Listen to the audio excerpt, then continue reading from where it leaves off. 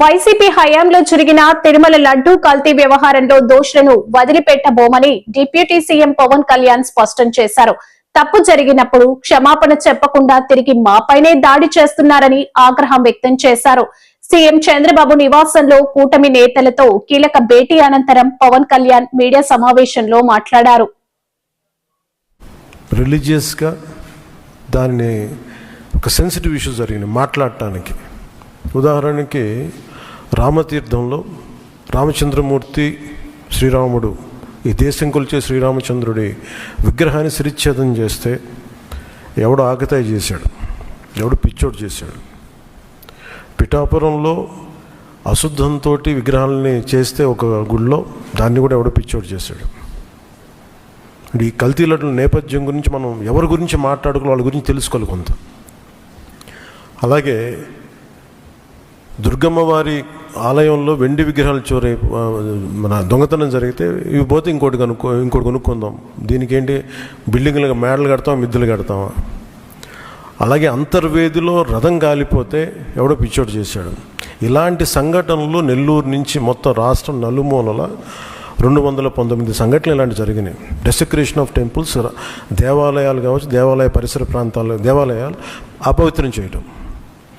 ఎక్కడ కూడా ఒక్కరి నిర్ణయం తీసుకున్న దాఖలాలు ఎక్కడా లేవు. ఇలాంటి నేపథ్యంలో కూడా ప్రత్యేకించి జనసేన నుంచి కానీ మేము ఎక్కడ చాలా దాన్ని పొలిటికల్గా కానీ దాని ఒక మైలేజ్ వస్తుందేమో, దాని ఒక ఎమోషనల్ ఓట్ బ్యాంక్, అసలు ఆ నిర్ణయం ఎప్పుడు తీసుకోలేం. పదే చెప్పాం, కరెక్షన్ చేశాం తప్ప. అంత నిబద్ధత పాటించిన మేము స్వామివారి పాదాల చెంత రక్షింపబడ్డ గౌరవ ముఖ్యమంత్రి నారా చంద్రబాబు గారు కానీ చాలా జాగ్రత్తగా అప్రమత్తతోనే మాట్లాడుతాం, చాలా జాగ్రత్తగా మాట్లాడతాం. ఎన్డీఏ సమావేశంలో మా అందరినీ ఉద్దేశించి మేమందరం కూర్చొని మాట్లాడే సమయంలో NDDM national dairy development board ఈ రిపోర్టు గౌరవ ముఖ్యమంత్రి గారు మాకు చదివి వినిపించారు. 3 రిపోర్ట్స్లో ఒక దాంట్లో వెజిటబుల్ ఆయిల్స్, నెయ్యి లేదు ఇందులో, అంటే ఏ స్థాయికి వీళ్ళు చేశారని చెప్తూ దాంట్లో ఒక రిపోర్ట్లో ఫిష్ ఆయిల్ ఉందనేది, ఇంకో దాంట్లో బీఫ్ టాలో ఉందనేది, ఇంకో దాంట్లో లాడ్ పంది కొవ్వు ఉందనేది, ఇంకో దాంట్లో గొడ్డు కొవ్వు ఉందనేది. ఇది చాలా సెన్సిటివ్ ఇష్యూ. ఇది ఒక రిపోర్ట్, అది సాలిడ్ రిపోర్ట్. ఇది మాట్లాడేటప్పుడు మేము ఆలోచించుకొని మాట్లాడి నేను కూడా దాన్ని ముందుకు తీసుకెళ్ళినప్పుడు పర్యవసానాలన్నీ ఆలోచించి, కానీ నేను కూడా అనుకుని ఇది చెప్పాలా లేదా. ముఖ్యమంత్రి గారు చెప్పారు దీన్ని ఎంత తీసుకెళ్ళాలి, ఎందుకంటే మా భయం ఏంటంటే సెన్సిటివ్ అయ్యి మనం చేసేసామా. భగవంతుడితోటి మీకు గతంలో చెప్పినట్టుగా రామచంద్రమూర్తిగా విగ్రహం తల నరికేస్తే రామతీర్థంలో దాన్ని చేయడం మళ్ళీ ఇప్పుడు చేసి దీని మీద మనం తప్పుగా అనుకుంటారా, లేదంటే దీన్ని కూర్చోబెట్టి రాజకీయ పరంగా లబ్ధి పొందుతారు, ఇలా ఆలోచిస్తారని చెప్పి 1-2 రోజులు ఆలోచించినా కానీ చెప్పకపోతే ఏం జరుగుతుంది. రేపు పొద్దున మీ అందరికీ తెలిసి కూడా మీరు ఎందుకు మాట్లాడలేదు, అదొక ప్రశ్న ఉంటుంది. అందుకని దాన్ని మాట్లాడాల్సి వచ్చింది. ఎందుకంటే ఆల్రెడీ మేము గవర్నమెంట్ ఫామ్ అయ్యాం, 5 years మేమే ప్రభుత్వంలో ఉంటాం. ఇది లాస్ట్ 6 నెలల్లో ఏదైనా ఉందంటే ఒక మేము ఇలాంటి ఏదైనా చేసాం ఒక అర్థం ఉంటుంది. వచ్చిన 2 నెలలు మాకు ఏం అవసరం ఉంది, 5 years ఈ ప్రభుత్వమే ఉంటుంది. ప్రజలు ఎన్నుకున్నారు. ఇది తీసుకెళ్ళకపోతే తప్పు అవుద్ది. ఎందుకంటే మా బేసిక్గా అందరం ప్రతి మతాన్ని గౌరవించే సంస్కృతి ఇది. ఈ దేశంలో హైందవ సంస్కృతి లేకపోతే మిగతా సంస్కృతులు లేవు. అలాంటి హైందవ సంస్కృతి మీద ఇంత అపవిత్రం జరిగినప్పుడు వీళ్ళు రిపీటెడ్గా చేస్తున్నప్పుడు ఇది చెప్పాలా లేదా అని కూర్చొని చాలా తర్జనలు పడి నాకు పర్సనల్గా గిల్ట్ ఉండి, అరే మనం ఇంత కళ్ళ ముందు ఇంత రిపోర్ట్ మాట్లాడకపోవటం అని చెప్పి చేసిన తర్వాత తద్వారా మీ అంశాలు తెలుసు. అది సుప్రీంకోర్టు దాకా వెళ్ళింది. కొంతమంది మీరు ఇట్లా అన్నారు, లారీకి లబ్ధున్నారు, మాకేం పోతే 5 సంవత్సరాలు మేమే ఉంటాం, మాకు ఆ భయాలు లేవు. కానీ దీన్ని కరెక్ట్ చేయకపోతే ఎందుకు మాకు ఉంది అంటే దీనికి నేపథ్యం అసలు వీళ్ళని మీరు ఎగ్జామిన్ చేయాలి. ఈ సమావేశం ద్వారా ప్రజలందరూ కూడా మేము ఏం ఎగ్జామిన్ చేస్తున్నామంటే వీళ్ళు ఎలాంటి పరంపర నుంచి వచ్చారు, వారసత్వం ఏంటి వీళ్ళకి. వీళ్ళు భగవంతుడి మీద పగబట్టారు. వీళ్ళు ఏడుకొండల స్వామి మీద పగ ఉంది. అది ఈరోజు పగ కాదు, ఏం పగ నాకు అర్థం కాదు.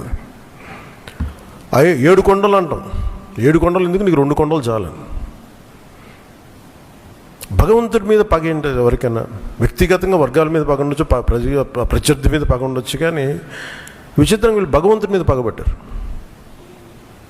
మేము ఆ కోణం నుంచి నాకు అనిపించింది, దీన్ని కరెక్ట్ చేయాలి, ఇది చెప్పాలి. ఇది నేను ఎందుకంటే నేను మాట్లాడేటప్పుడు మేము చాలా ఒళ్ళు దగ్గర పెట్టుకొని మాట్లాడతాం. ఎందుకంటే వీల్ ఫేస్ ద కాన్సిక్వెన్స్ మాకు తెలుసు.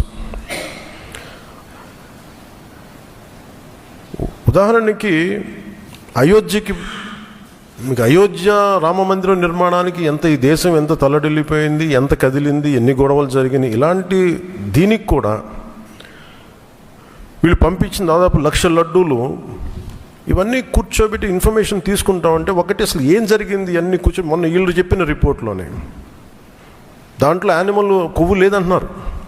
సరే, ఫర్ ఎగ్జాంపుల్ నేను ఒక ఆర్గ్యుమెంట్ సేక్ అన్ని రిపోర్ట్స్లో కూడా ఎక్కడ కూడా ఈ నెయ్యిలో నెయ్యి లేదు. 59,70,000 పైచిలుకు కిలోలు ఉండే 59,70,000 కిలోల నెయ్యి మీరు ఇది ఈ కల్తీ నెయ్యి అనకూడదు, దీన్ని కల్తీ వనస్పతి, కల్తీ పామాయిల్ అనాలి దీన్ని. ఇవి దీంతో కలిపి ఇన్ని కోట్ల లడ్డూలు చేసిన తర్వాత దాంట్లో 1,00,000 లడ్డూలు అక్కడ కూడా పంపించారు, అయోధ్య కూడా పంపించారు. వీటి నేపథ్యం మొత్తం రిపోర్ట్స్ అన్నీ వచ్చిన తర్వాత ఈ నెయ్యిలో ఎక్కడా కూడా 59,70,000 ఇక్కడ లడ్లు దీనికి సంబంధించింది వీళ్ళు అనుకున్న సోకాళ్ళు నెయ్యి సప్లై చేసి దాంట్లో ఆన్ రికార్డ్ 58 లక్షల పామ్ ఆయిల్ దానికి సంబంధించిన ప్లాంట్ బేస్డ్ అన్నీ దొరికినాయి. అవి కాకుండా 1,70,000 నుంచి దాదాపు 2 లక్షల వరకు కెమికల్స్ దొరికినాయి. ఇవి ఆన్ రికార్డ్ వాళ్ళు కొన్నట్టు. మీకు టీటీడీకి మేము ఇన్ని లక్షలు 59 లక్షల పైచులకు నెయ్యి సప్లై చేసామంటే ఆ పర్టికులర్ కంపెనీ 58 లక్షల పైచులకు వీళ్ళు మనకి పామ్ ఆయిల్ దానికి సంబంధిత అన్నీ కొన్నారు. అలాగే 1,70,000 ఈ కెమికల్స్ కొన్నారు. ఇవన్నీ చాలా ఆన్ రికార్డ్ దొరికారు. ఎక్కడా కూడా సిబిఐ కానీ ఎక్కడ క్లీన్ చిట్ ఇవ్వలేదు. క్లీన్ చిట్ ఎక్కడ ఇవ్వలేదు. వాళ్ళు వెరీ క్లియర్ కట్గా చెప్పింది ఈ నెయ్యిలో పూర్తిగా ఇది ప్లాంట్ బేస్డ్, అంటే ఇది దీంట్లో నెయ్యి మన పాల నుంచి పాల కొవ్వు నుంచి రావాల్సింది, దీంట్లో ఇది లేదు. చాలా చాలా స్పష్టంగా అది చెప్పారు. మిగతాయి మేము నిర్ధారించలేకపోతాం, మా దగ్గర ఇన్ఫర్మేషన్ లేదనేది ఒక రిపోర్ట్ వాళ్ళు చెప్పింది. అలాగే national dairy development board very క్లియర్గా చెప్పింది దీంట్లో ఫిష్ ఆయిల్, అలా గొడ్డు కొవ్వు, పంది కొవ్వు, ఇవన్నీ లార్డ్ మన ఇంగ్లీష్ పదాలతో ఇవి ఉండే అవకాశాలు ఉన్నాయి. చాలా స్పష్టంగా వాళ్ళు ఇచ్చారు. ఈ ప్రాసెస్లో వీళ్ళు దీన్ని కూర్చోబెట్టి అడ్డగోలుగా మాట్లాడితే, ఎందుకంటే వీళ్ళకి ఏ రోజు కూడా ఈ ధర్మం మీద వాళ్ళకి గౌరవం లేదు. పైగా